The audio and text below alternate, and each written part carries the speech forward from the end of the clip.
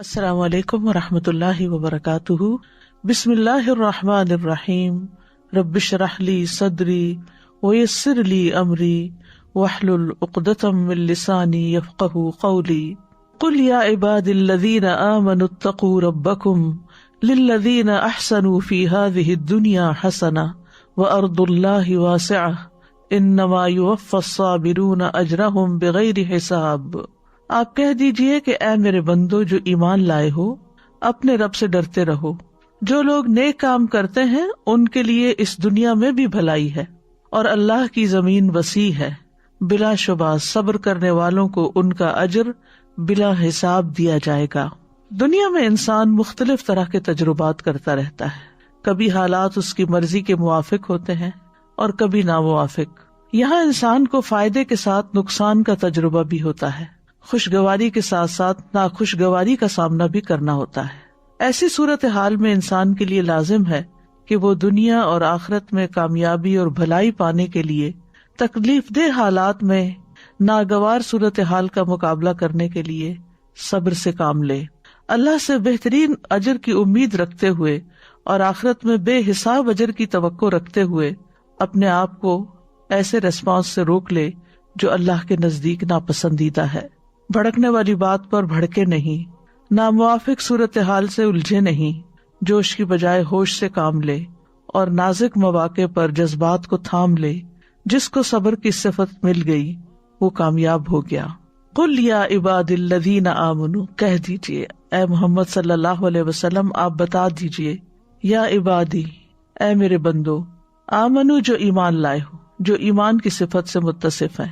اے نبی، میرے ان بندوں کو جو ایمان لائے ہیں اللہ اور اس کے رسول پر، اتقوا ربکم، اپنے رب کا تقوی اختیار کرو، اللہ کی اطاعت کرتے ہوئے، اس کی نافرمانی سے بچتے ہوئے اس کا تقوی اختیار کریں۔ جو لوگ اس دنیا میں اپنے رب کی عبادت اور اس کی اطاعت کرتے ہوئے اچھے اعمال کرتے ہیں، للذین احسنوا فی ہذہ الدنیا حسنہ، ان کے لیے اس دنیا میں بھی بھلائی ہے، دنیا میں بھی اچھا بدلہ ہے اور اس کے ساتھ ساتھ آخرت میں بھی اچھا بدلہ ہے۔ وَأَرْضُ اللَّهِ وَاسِعَةٌ، اور اللہ کی زمین بہت وسیع ہے۔ اگر ایک جگہ اچھے کام نہیں ہو سکتے تو تم ہجرت کر جاؤ جہاں تم اپنے رب کی عبادت کر سکو۔ إِنَّمَا يُوَفَّى الصَّابِرُونَ أَجْرَهُمْ بِغَيْرِ حساب، کیونکہ صبر کرنے والوں کو آخرت میں بغیر کسی مقررہ حد کے، بغیر کسی تعداد اور مقدار کے بے پناہ ثواب دیا جائے گا، اور یہ صبر کرنے والوں کے اجر و ثواب کو بہت زیادہ بڑھا دیتا ہے۔ تو آپ صلی اللہ علیہ وسلم سے خطاب ہے کہ آپ بتا دیجئے اللہ کے بندوں کو، جب کوئی اہم حکم ہوتا ہے تو خطاب کا انداز یوں ہوتا ہے، یعنی ایک تو اللہ تعالیٰ کا حکم ہے اور پھر دوسرے محمد صلی اللہ علیہ وسلم سے بطور خاص کہلوایا جا رہا ہے کہ وہ اللہ سبحانہ تعالیٰ کی نعمتوں کا اقرار کرتے ہوئے جو چیزیں تقویٰ کا تقاضا کرتی ہیں ان صفات کو اپناتے ہوئے اللہ سبحانہ تعالیٰ اپنے بندوں کو ایسے کاموں کی طرف ابھار رہا ہے جو واقعی اس کو اس دنیا میں بھی عزت دینے والے ہیں اور آخرت میں بھی اس کی شان بڑھانے والے ہیں۔ للذین احسنوا فی ہذہ الدنیا حسنہ کہہ کے بہت زبردست طریقے سے موٹیویٹ کیا گیا ہے کہ اگر تم ناپسندیدہ حالات میں بھی اچھے کام کرتے رہو گے، کیونکہ حسنہ صرف اس وقت نہیں ہوتی جب حالات موافق ہوں، نیکی صرف اس وقت کی نیکی نہیں جب ہر چیز مرضی کے مطابق ہو۔ اصل نیکی تو وہ ہے کہ جب اندر سے نفس بھی خلاف جا رہا ہو اور باہر سے بھی حالات موافق نہ ہو، پھر بھی انسان اس روش پہ چلے جو رب کی پسندیدہ ہے، تو اللہ سبحانہ تعالیٰ بطور انعام اس شخص کے لیے اس دنیا میں بھی پسندیدہ مواقع پیدا کر دیتے ہیں، اور پھر آخرت کا اجر تو بہت بڑا ہے۔ یعنی اگر دنیا میں اللہ تعالیٰ انسان کو رزق اور نفس مطمئن اور شرح صدر عطا کرتا ہے حسنہ کی صورت میں، تو آخرت کا اجر پھر کیا ہوگا۔ لیکن یاد رکھیے کہ یہ حکم مومن کے لیے ہے، یا عباد الذین آمنوا، ایمان اور عمل صالح کرنے والوں کے لیے ایک اور جگہ پر بھی دنیا میں پاکیزہ زندگی کا وعدہ کیا گیا۔ من عمل صالحا من ذکر او انثی وہو مؤمن فلنحیینہ حیاۃ طیبہ وَلَنَجْزِيَنَّهُمْ أَجْرَهُمْ بِأَحْسَنِ مَا كَانُوا يَعْمَلُونَ۔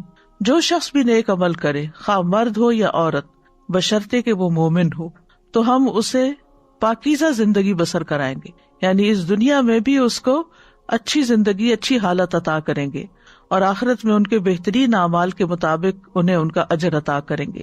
تو بہرحال اچھے کام کرنے والوں کے لیے دنیا اور آخرت دونوں کی خوشخبریاں ہیں۔ پھر فرمایا وَأَرْضُ اللَّهِ وَاسِعَةٌ، اللہ کی زمین بہت وسیع ہے، یعنی نیکی کے مواقع اور چانسز بہت زیادہ ہیں۔ انسان صرف ایک جگہ بیٹھ کر صرف ایک ہی کام کر کے یا صرف ایک ہی طرح کے حالات میں رہ کر بعض اوقات اتنی نیکی نہیں کر سکتا جتنی وہ اللہ کی زمین میں گھوم پھر کر باہر نکل کر وسیع مواقع کو اختیار کرتے ہوئے نیکی حاصل کرتا ہے۔ اور اس سے یہ بھی پتہ چلتا ہے کہ اپنے گھر میں، اپنے علاقے میں، اپنے شہر میں اگر کوئی شخص عبادت نہیں کر سکتا تو اس کا عذر قابل قبول نہیں۔ یعنی کوئی یہ نہیں کہہ سکتا میں نیکی اس لیے نہیں کر سکا، میں اللہ کی اطاعت اس لیے نہیں اختیار کر سکا، میں تقوی اس لیے اختیار نہیں کر سکا کیونکہ میرے حالات مجھے اجازت نہیں دیتے تھے، میرا ماحول اچھا نہیں تھا، مجھے سپورٹ نہیں تھی، میرے ساتھ کوئی تعاون کرنے والا نہیں تھا۔ نہیں، اگر واقعی تم سچ کہتے ہو کہ یہ سب کچھ نہیں تھا تو پھر تمہیں وہاں سے نکل کر دوسری اپرچونٹیز کو دیکھنا چاہیے تھا، لیکن یہ کوئی ایکسکیوز نہیں، یعنی اپنے وطن اور شہر کا بہانہ بنانا کوئی عذر نہیں۔ اگر کوئی ایک جگہ اچھا نہیں کر سکتا تو دوسری جگہ چلا جائے۔ اور پھر اسی طرح اگر ایک جگہ انسان نافرمانی کرتا ہے اور بار بار اسے ٹیمپٹیشن ہوتی ہے کہ وہ غلط کام کرے تو اس کو وہ جگہ بھی چھوڑ دینی چاہیے۔ سعید بن جبیر کہتے ہیں جس کو نافرمانی کا حکم دیا جائے اسے چاہیے کہ وہ وہاں سے فرار ہو جائے، یعنی اللہ کی نافرمانی نہ کرے لیکن وہ جگہ چھوڑ دے، وہ اپنے آپ کو فتنے میں نہ ڈالے۔ ابن عباس کہتے ہیں اس کا مطلب ہے تم مکہ سے نقل مکانی کر لو، اور اس آیت میں اس شہر سے ہجرت کرنے پر ابھارا جا رہا ہے جس میں نافرمانیاں غالب آ جائیں۔ یعنی دنیا میں ہر جگہ ہی فتنے ہیں، کوئی جگہ بھی ابلیس سے خالی نہیں ہے اور اس کے چیلوں سے، لیکن انسان دو میں سے بہتر جگہ کا چوائس کر سکتا ہے کہ جہاں نسبتاً زیادہ نیکی کے کاموں کا اس کو موقع مل رہا ہے۔ زمین اللہ کی عبادت ہی کے لیے وسیع کی گئی ہے۔ سورۃ العنکبوت میں اللہ تعالیٰ فرماتے ہیں یا عبادی الذین آمنوا ان ارضی واسعۃ فإیایا فاعبدون، اے میرے بندو جو ایمان لائے ہو، بے شک میری زمین وسیع ہے سو تم میری ہی عبادت کرو۔ یعنی کسی جگہ رہ کر نافرمانی کا بہانہ مت بناؤ کہ یہاں عبادت ہو نہیں سکتی۔ عبادت کے لیے بہت سی جگہ ہیں، بہت سے مقامات ہیں، کیونکہ اللہ کی عبادت کرنی ہے نا، اور اللہ ہر جگہ ہے، یعنی اللہ کی عبادت کہیں بھی ہو سکتی ہے۔ اور ہجرت کرنے والوں کے لیے اللہ نے قرآن میں وسعت کا وعدہ کر رکھا ہے۔ سورۃ النساء آیت نمبر 100 میں فرمایا وَمَن يُهَاجِرْ فِي سَبِيلِ اللَّهِ يَجِدْ فِي الْأَرْضِ مُرَاغَمًا كَثِيرًا وَسَعًا، اور وہ شخص جو اللہ کے راستے میں ہجرت کرے وہ زمین میں پناہ کی بہت سی جگہ اور بڑی وسعت پائے گا۔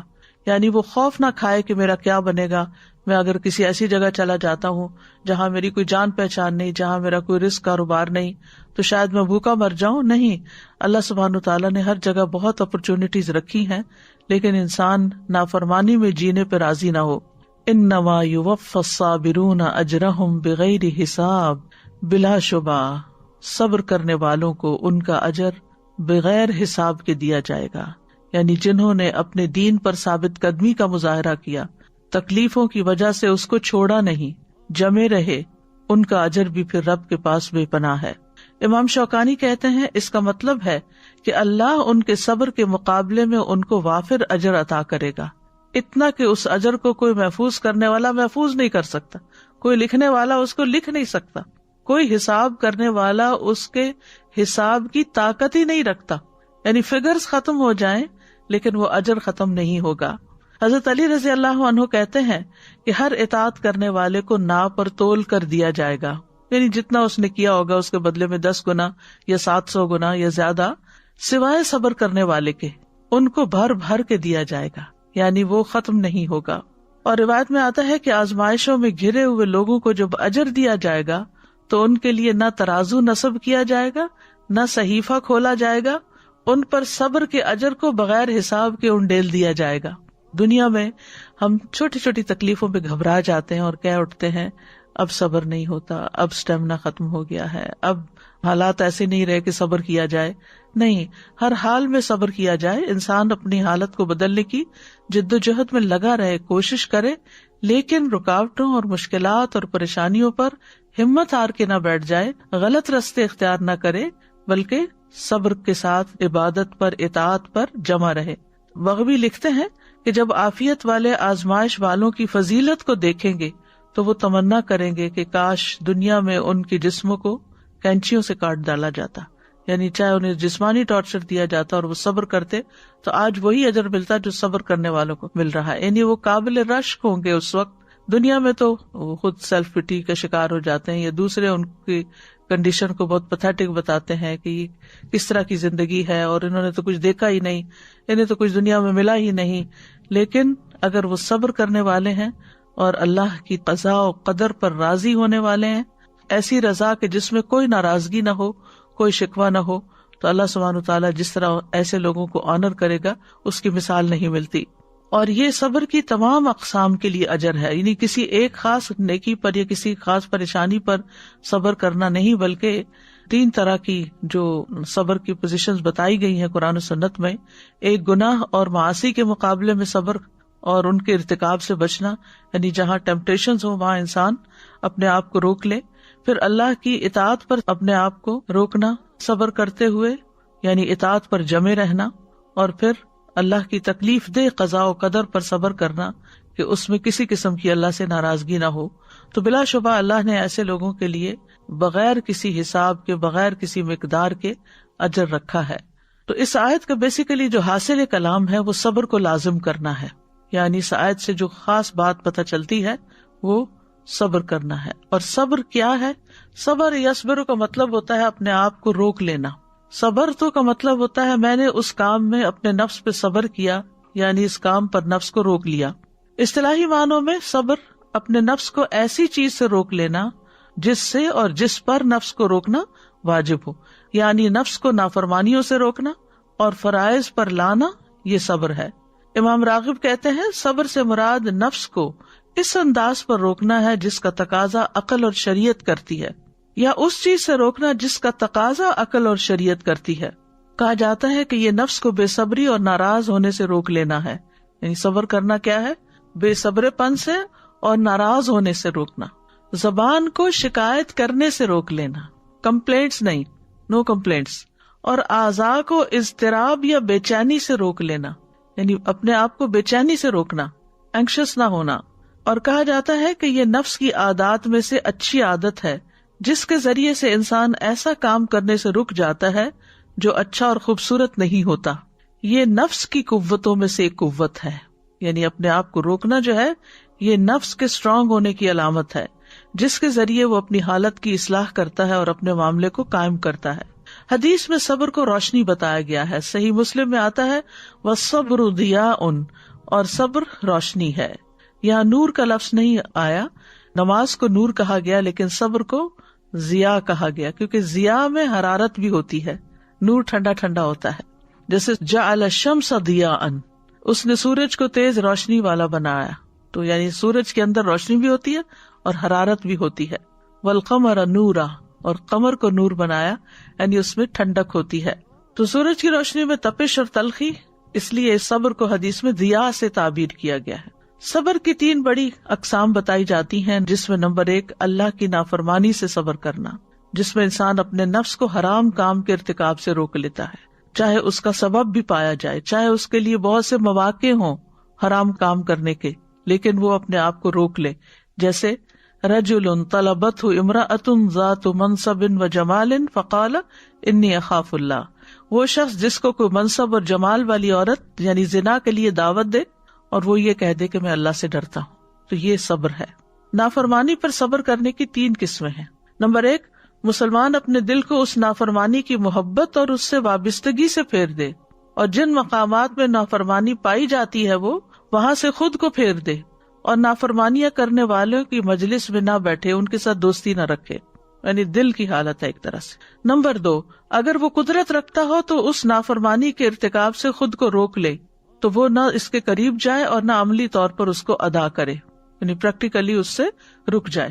اور تیسرا یہ کہ اگر کہیں ایسی جگہ ٹریپ ہو گیا جہاں نافرمانی ہو رہی ہے تو وہاں سے نکل جائے، اس سے جلدی چھٹکارا حاصل کر لے، اور اگر وہ نافرمانی کر چکا ہے تو اس سے فوری توبہ کر لے.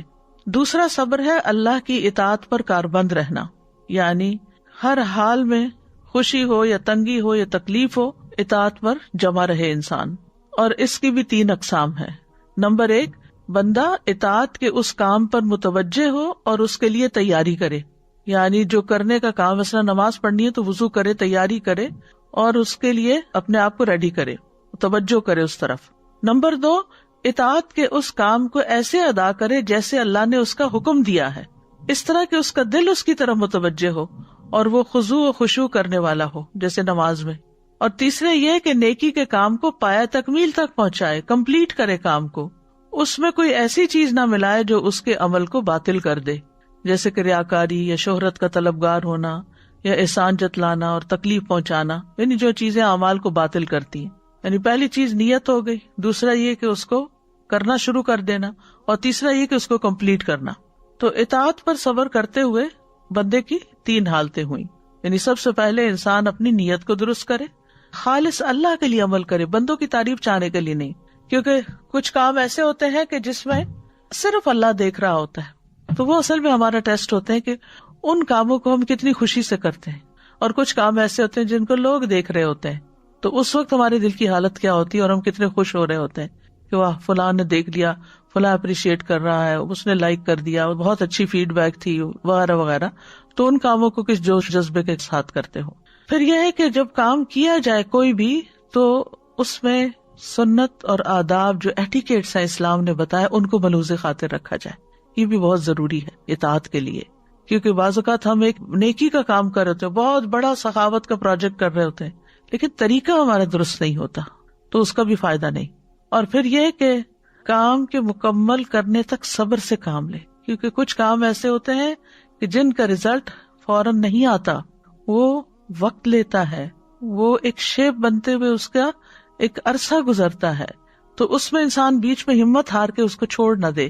پھر اسی طرح یہ ہے کہ اس عمل کو چھپانے میں پھر صبر کرے، فوراً کسی کو بتا نہ دے، اور نہ ہی اس پر مغرور ہو، تکبر بھی نہ کرے، اور ان تمام چیزوں کے ساتھ ساتھ ہمیشہ اللہ کا ذکر جاری رکھے، اور اللہ کے ثواب کی امید رکھے، اور اللہ کے عذاب سے خوف کھائے، اور صبر کی فضیلت اور اس کے اجر و ثواب کو ذہن میں رکھے، اور اس کے نفس کو جو بھی مصیبتیں پہنچی ہیں وہ اپنے نفس کو ان پر بھی صبر کروائے، نفس کو نماز اور روزے وغیرہ کے ذریعے، اطاعت کے کاموں کے ذریعے اللہ کا مطیع بنا دے، لوگوں سے اس کا ذکر نہ کرے بار بار کہ مجھے یہ کام تو بڑا اچھا تھا پر بڑا ہی مشکل تھا، بہت سے اس میں مسائل آئے ہیں، میں تو ہمت ہی ہارنے لگا تھا، اس قسم کی باتیں کر کے اپنے اجر کو ضائع نہ کرے۔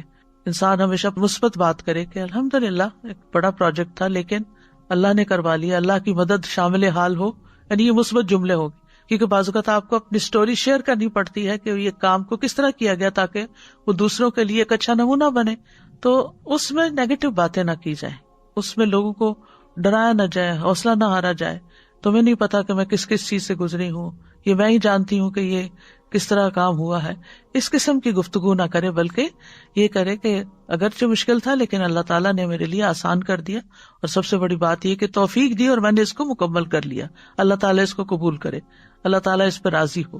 کیونکہ جب ہم مشکل کام کرنے کے بعد مشکلوں کا رونے لگتے ہیں تو یہ صبر کے منافی ہو جاتا ہے۔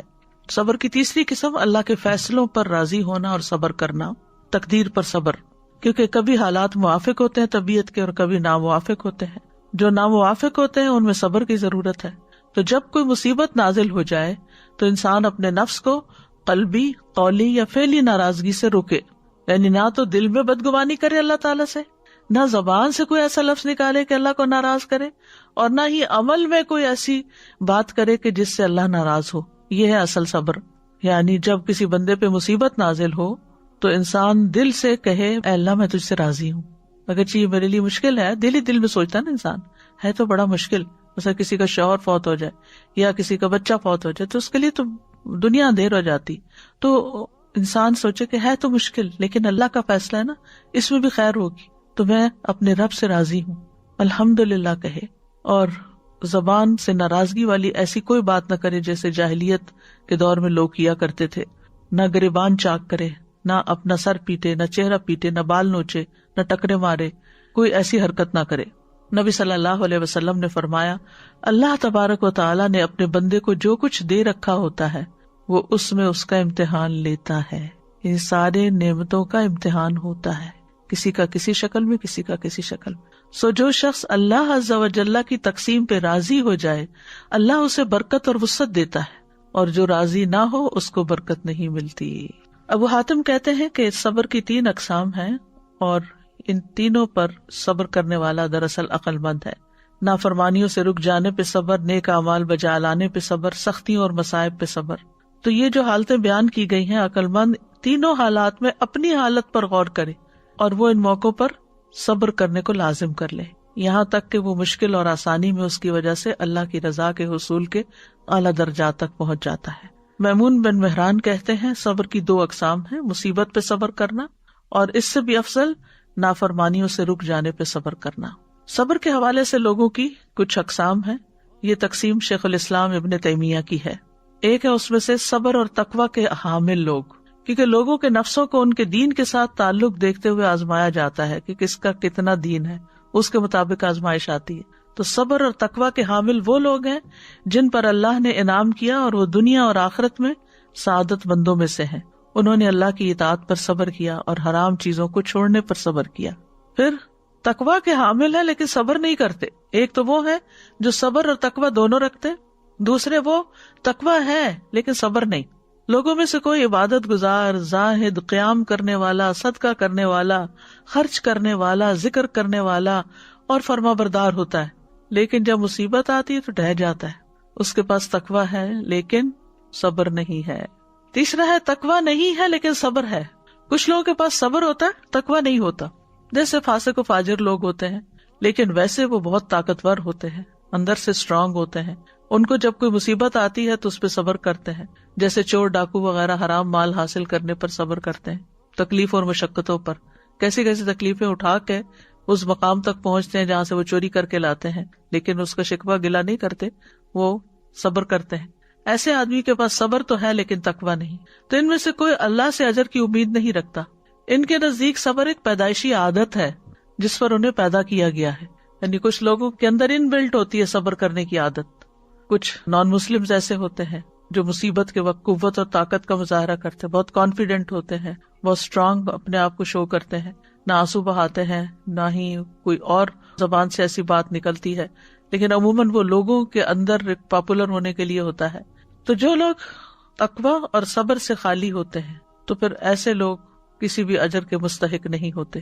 اللہ تعالیٰ فرماتے ہیں اِنَّهُ مَن يَتَّقِ وَيَصْبِرْ فَإِنَّ اللَّهَ لَا يُضِيعُ أَجْرَ الْمُحْسِنِينَ۔ بات یہ ہے کہ جو تقوی اور صبر اختیار کرے گا تو اللہ محسنین کا اجر ضائع نہیں کرے گا۔ قرآن مجید میں بہت سے مواقع پر صبر کا ذکر کیا گیا۔ سورۃ العصر میں خاص طور پر اللہ تعالیٰ نے صبر کرنے کو کامیابی کے ساتھ لازم والملزوم قرار دیا ہے۔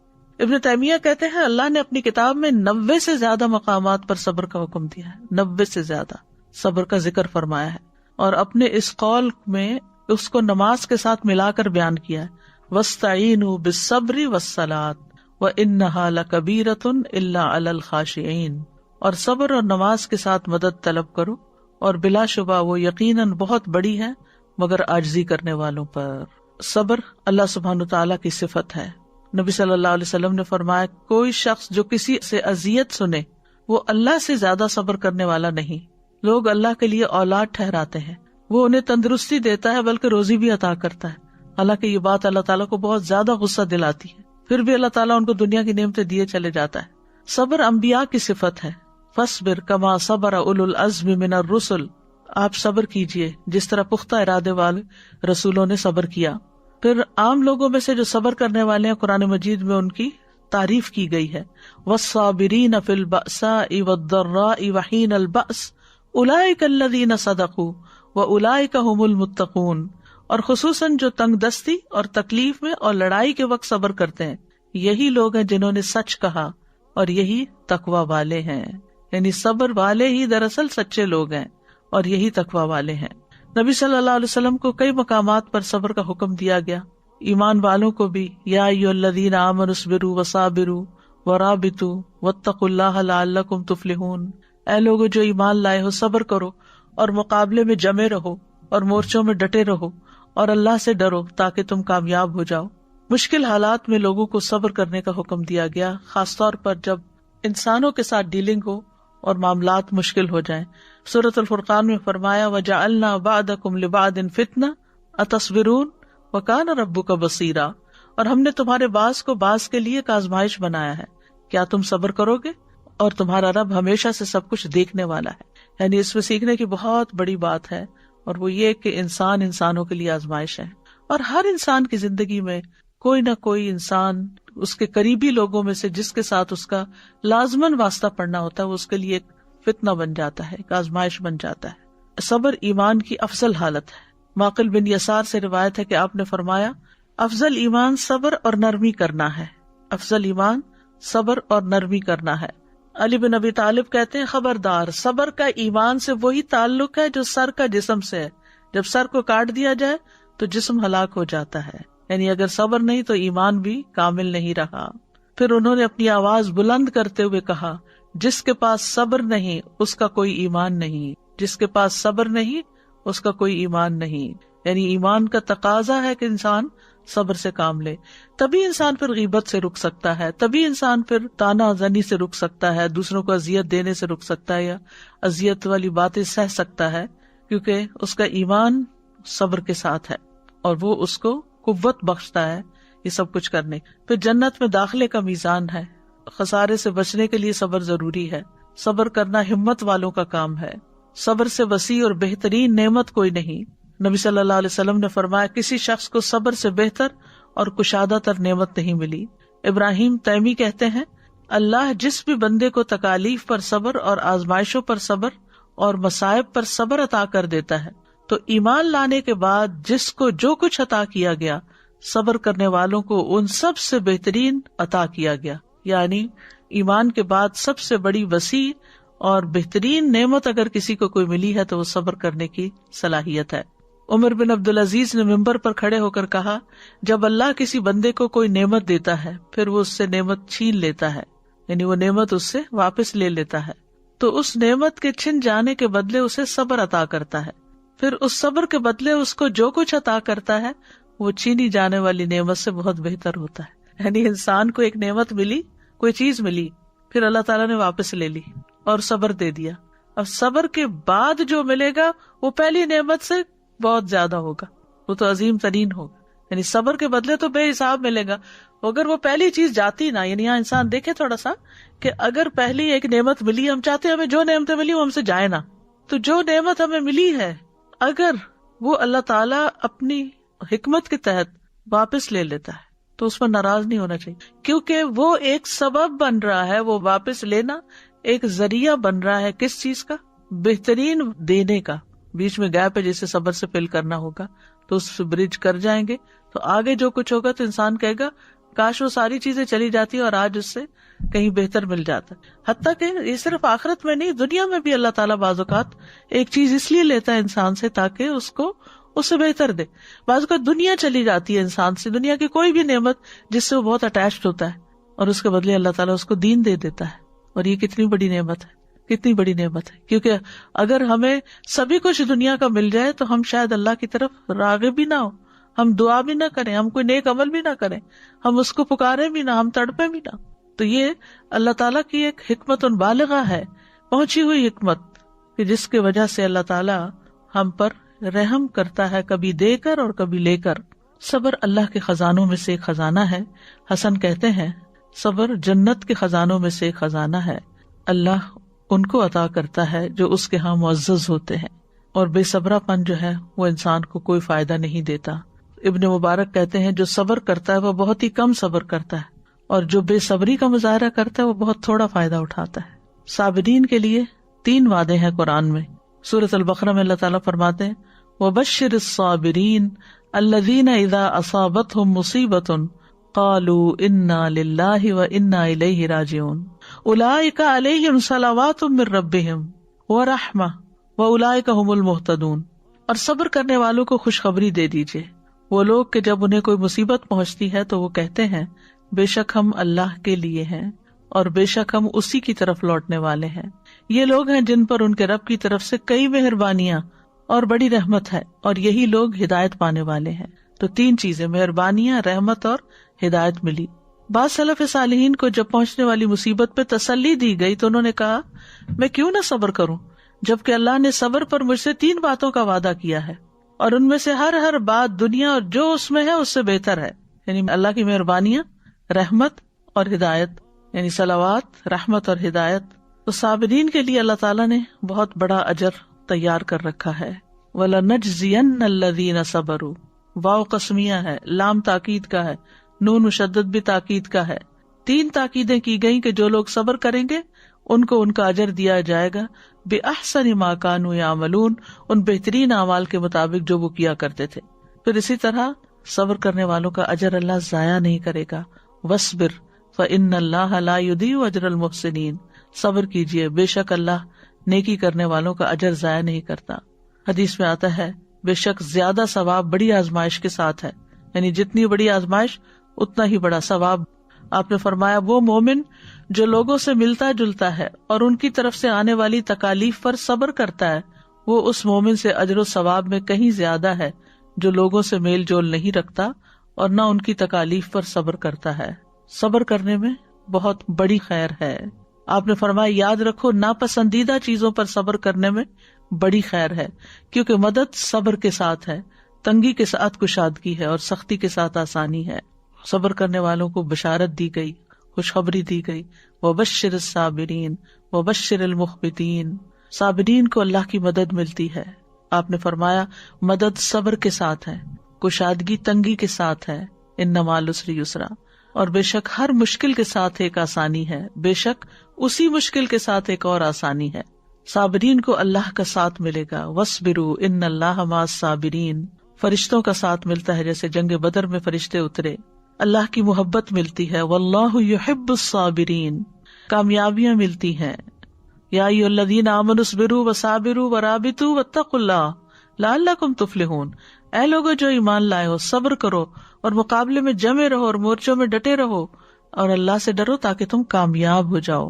عزت ملتی ہے، فرمایا جس بندے پر کوئی ظلم کیا گیا تو اس نے اس پر صبر کیا، اللہ اس کی عزت بڑھا دے گا۔ عمر بن خطاب کہتے ہیں کہ ہم نے سب سے افضل زندگی وہ پائی ہے جو صبر کے ساتھ گزاری ہے۔ اگر صبر مردوں میں سے ہوتا، یعنی انسانوں میں سے ہوتا، تو یہ ان کو بہت زیادہ عزت دار بنا دیتا۔ دین کی امامت صبر والوں کے لیے ہے۔ بنی اسرائیل کے بارے میں آتا ہے وَجَعَلْنَا مِنْهُمْ أَئِمَّةً يَهْدُونَ بِأَمْرِنَا لَمَّا صَبَرُوا وَكَانُوا بِآيَاتِنَا يُوقِنُونَ، اور ہم نے ان میں سے کئی پیشوا بنائے، لیڈرز بنائے جو ہمارے حکم سے ہدایت دیتے تھے جب انہوں نے صبر کیا اور وہ ہماری آیات پر یقین رکھتے تھے۔ پھر دشمن کی چالوں سے تحفظ ملتا ہے، غور و فکر کی توفیق ملتی ہے۔ انسان بے صبری میں تو ان پروڈکٹیو ہو جاتا ہے، اور جب صبر کرتا ہے اور اپنے آپ کو تسلی میں لاتا ہے تو اسی وقت کو کسی بہتر کام میں استعمال کر لیتا ہے۔ دنیا اور آخرت کی نعمتوں میں برکت نصیب ہوتی ہے، بہترین ٹھکانہ ملتا ہے، بے حساب اجر نصیب ہوتا ہے۔ صبر کا بدلہ جنت ہے۔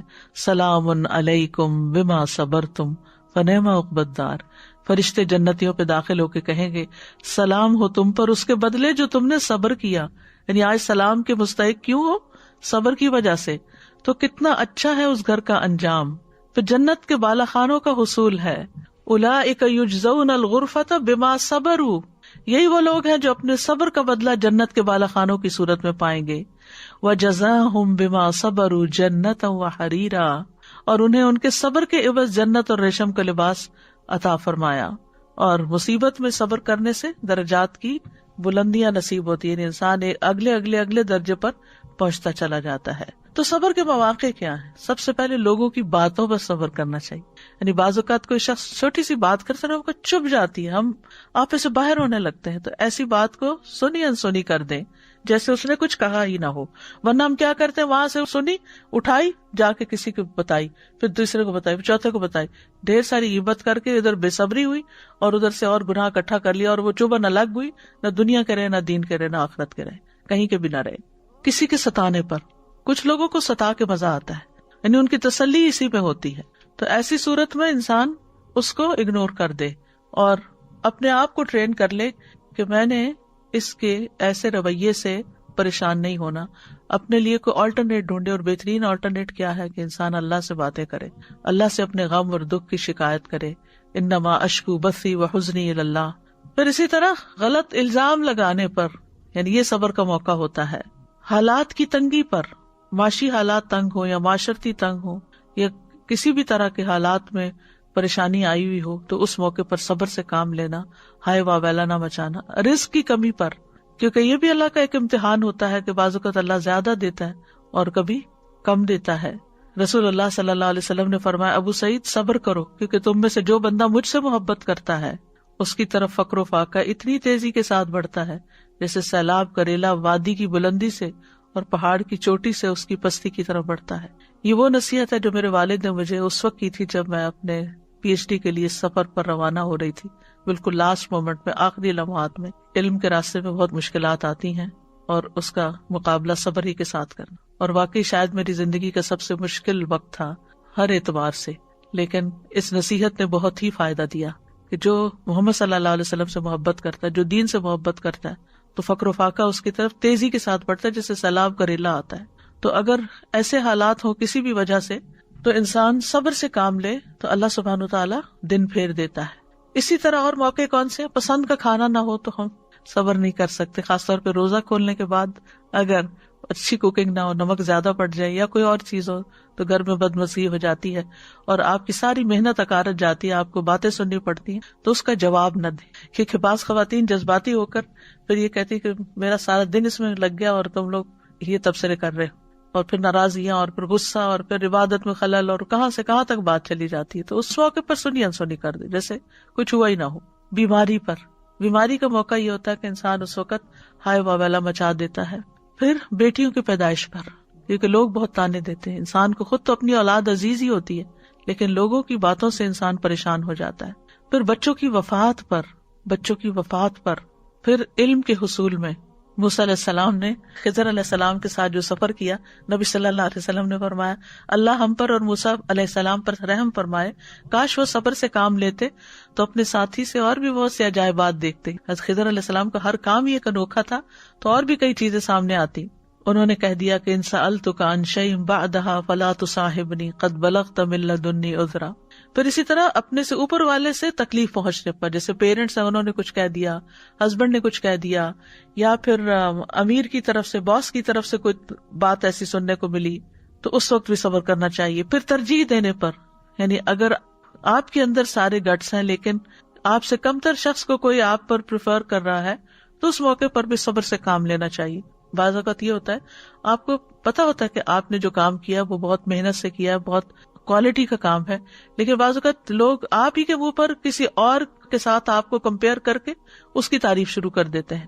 تو اس موقع پر بھی صبر سے کام لینا چاہیے کہ یہ جانتے نہیں، انہیں نہیں معلوم، یہ کر لیں جو کر رہے ہیں، کہہ لیں جو کہہ رہے ہیں، اس سے کیا فرق پڑتا ہے.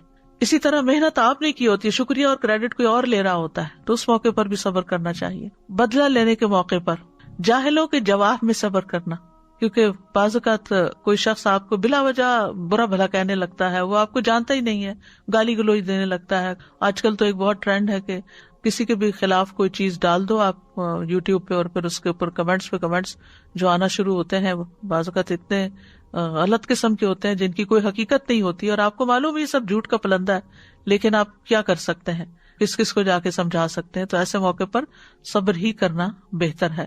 اور صبر کرنے کا طریقہ کیا ہے؟ ابو میمون سے مروی ہے، وہ کہتے ہیں صبر کی کچھ شرائط ہیں. راوی کہتے ہیں میں نے کہا کہ وہ کیا شرائط ہیں؟ انہوں نے کہا کہ صبر کی شرائط میں سے یہ ہے کہ آپ کو معلوم ہونا چاہیے کہ آپ کس طرح صبر کر رہے ہیں، ہاؤ، کس کے لیے کر رہے ہیں، اور آپ نے اپنے صبر سے کیا ارادہ کیا ہے. آپ اس میں اجر و ثواب کا حصول چاہیں اور اس میں اچھی نیت رکھیں، شاید آپ کا صبر آپ کے لیے خالص ہو جائے، ورنہ آپ جانور کے قائم مقام ہوں گے. جب اس پر مصیبت ٹوٹتی ہے تو بے قرار ہو جاتا ہے، جب تھم جاتی ہے تو سکون میں آ جاتا ہے.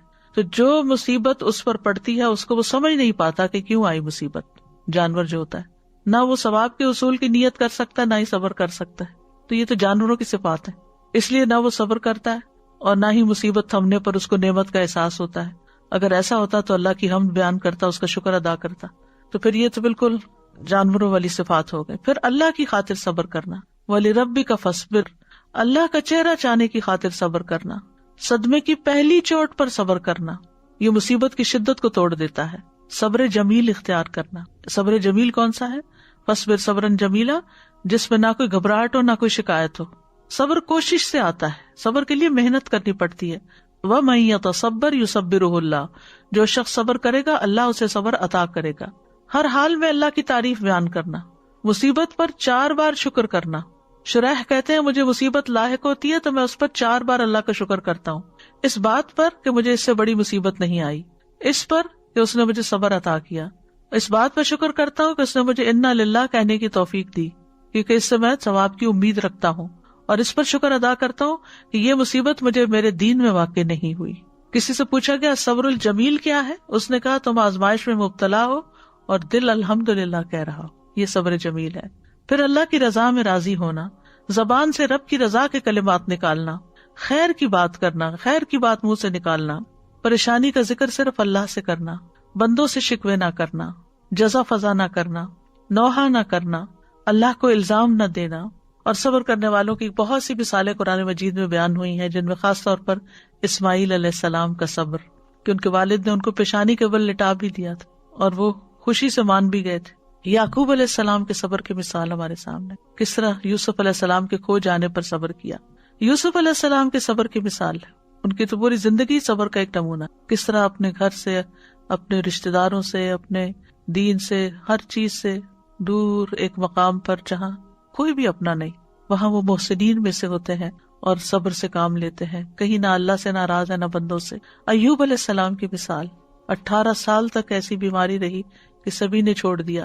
آسیہ علیہ السلام کی مثال کہ فرعون نے طرح طرح کے ظلم کیے، انہوں نے کہا رب ابن لی عندک بیتا فی الجنہ ونجنی من فرعون وعملہ ونجنی من القوم الظالمین، اے میرے رب میرے لیے اپنے پاس جنت میں گھر بنا اور مجھے فرعون اور اس کے عمل سے نجات دے اور مجھے ظالم لوگوں سے نجات دے۔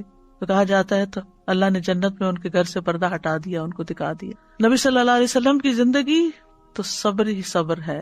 طائف کا واقعہ دیکھ لیجیے، حضرت عائشہ پر الزام لگنے کا واقعہ عفق دیکھ لیجیے، اور بھی بے شمار مواقع ہیں۔ صبر کرنے سے آتا ہے، صبر کے لیے دعا بھی کرنی چاہیے، ربنا افرغ علینا صبرا وتوفنا مسلمین، انا للہ و انا الیہ راجعون۔ نبی صلی اللہ علیہ وسلم پر جب کوئی پریشانی یا غم آتا تو یا حی یا قیوم برحمتک استغیث کہہ کے پکارتے۔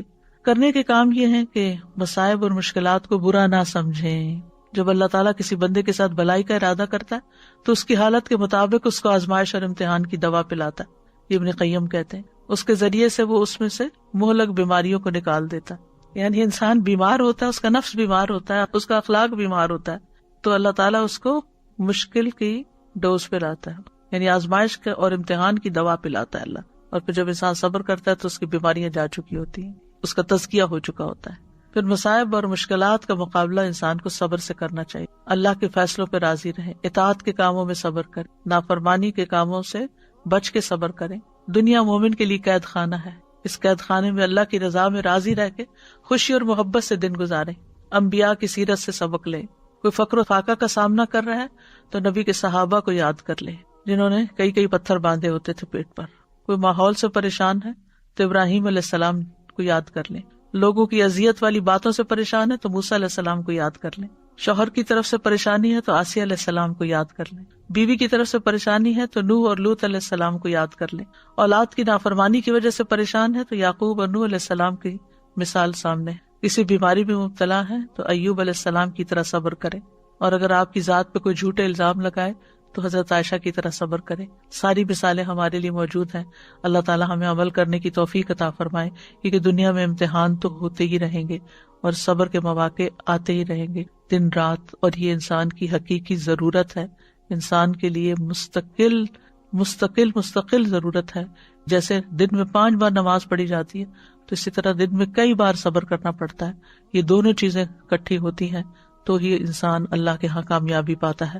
وآخر دعوانا ان الحمد للہ رب العالمین، سبحانک اللہم و بحمدک